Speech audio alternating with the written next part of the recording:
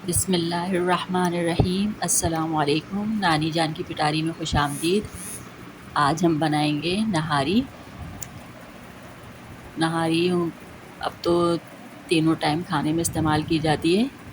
रात को भी खाते हैं, सुबह भी खाते हैं, दोपहर को भी खाते हैं। लेकिन असल में नहारी जो लफ्ज़ जो है, नहार मुँह से निकला है, क्योंकि पहले के जो हमारे बुज़ुर्ग थे उनका ख़्याल यही था कि सुबह का नाश्ता शहाना करना चाहिए, दोपहर का खाना गरीबाना और रात का खाना फ़कीराना।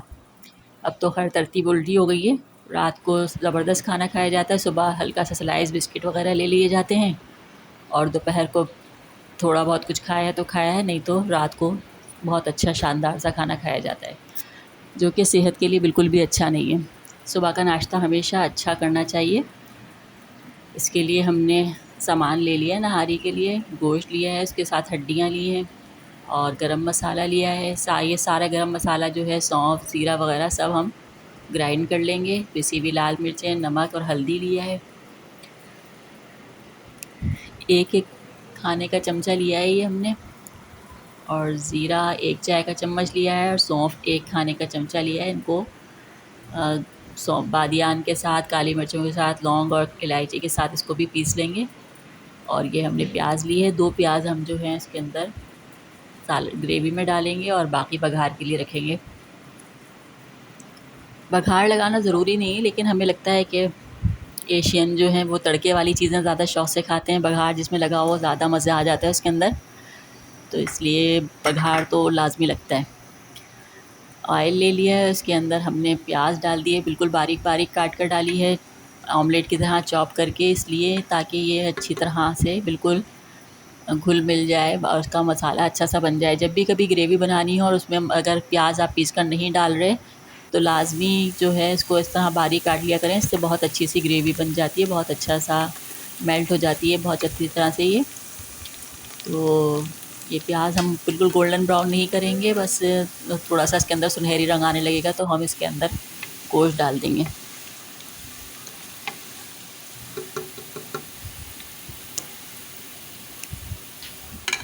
ये हमने इसके अंदर गोश्त डाल दिया है।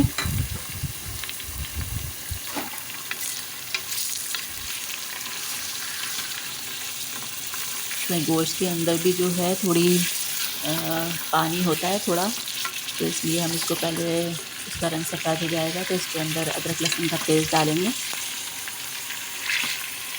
थोड़ा सा इसको ऐसे ही ऑयल के अंदर भून लेंगे।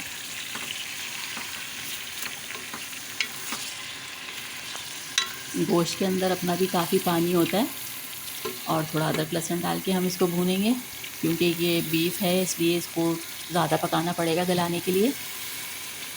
माशाल्लाह कैसी अच्छी खुशबू आई है लहसुन अदरक डालते ही, बहुत ही अच्छी खुशबू आई है माशाल्लाह से। इसको अदरक लहसुन के साथ थोड़ा भून लेंगे, और इसके अंदर सारे मसाले डाल देंगे जो हमने दिखाए थे, और उसके जो साबुत मसाले थे वो भी हमने पीस के डाल दिए। इनको अच्छी तरह भून लेंगे, थोड़ा सा पानी और डालेंगे ताकि ये अच्छा मसाला जो है भुन जाए और उसके अंदर बिल्कुल भी कच्चापन ना रहे। नहारी वैसे तो सभी शौक़ से खाते हैं, तंदूर की रोटी के साथ मज़े की लगती है, लेकिन अगर सुबह नाश्ते में पराठे के साथ भी खाएं तो पराठे के साथ भी बहुत मज़े की लगती है। ये हमने थोड़ा पानी और डाल दिया है इसके अंदर, ताकि मसाला जो है और अच्छी तरह से भुन जाए, बिल्कुल भी इसमें कच्चापन नहीं रहे।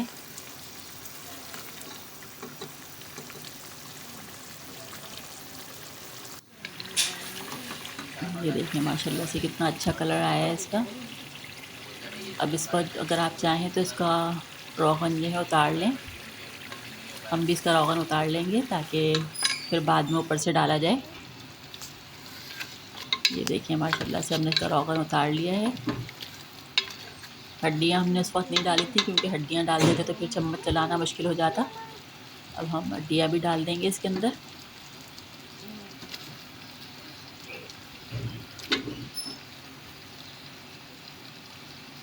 और तकरीबन 6 गिलास इसके अंदर हम पानी डालेंगे। ये 4 गिलास पानी है जग के अंदर, 4 गिलास के बाद 2 गिलास मज़ीद डालेंगे पानी, ताकि ये हड्डियाँ अच्छी तरह से डूब जाएँ।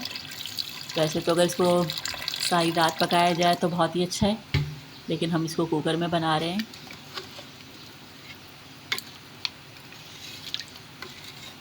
कितने बड़े साइज़ की हड्डी हैं ये तो। ये पानी देखें इसमें भी कम है, 2 गिलास पानी मज़ीद डालेंगे अब इसमें। ये देखें काफ़ी हड्डियाँ देखें काफ़ी डूब गई हैं। अब इसको हम ढक्कन लगा के जो है पकने के लिए रख देंगे। तकरीबन 30 से 45 मिनट तक पकाएंगे इसको सीटी बजने के बाद।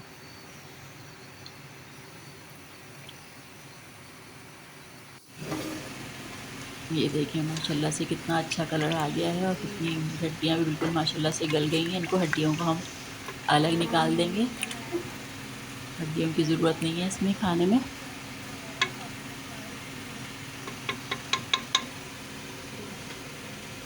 हड्डियों को निकाल के इसमें हम थोड़ा पानी डाल के अच्छी तरह जोश ले आएंगे। जब ये जोश आ जाएगा इसके अंदर तो 1 कप आटा लेके पानी में मिक्स करेंगे और उसको डालेंगे। आप बाज़ लोग आटे की बजाय कॉर्नफ्लोर या बेसन डालते हैं, तो बेसन डालने से भी बड़ा अच्छा भुना हुआ टेस्ट आ जाता है, लेकिन अभी हम आटा ही डाल रहे हैं।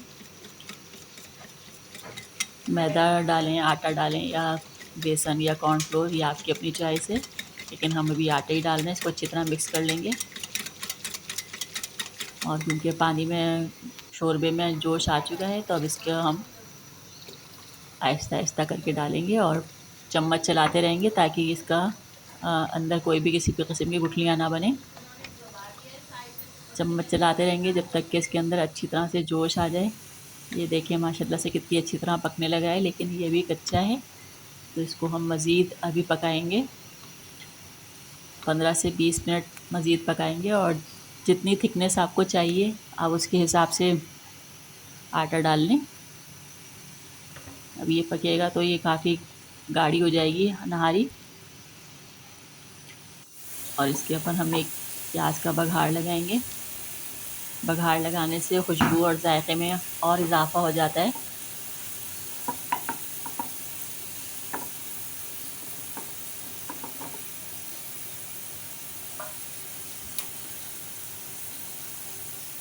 देखिए बिल्कुल गोल्डन ब्राउन हो चुकी है प्याज। इसको हम जो है अब नहारी के अंदर डाल देंगे।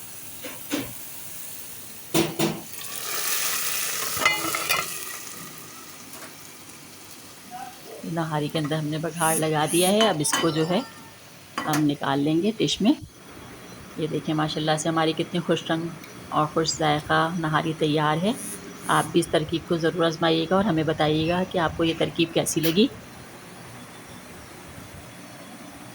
इंशाअल्लाह दोबारा फिर किसी नई तरकीब के साथ हाज़िर होंगे। जब तक के लिए अल्लाह हाफ़िज़।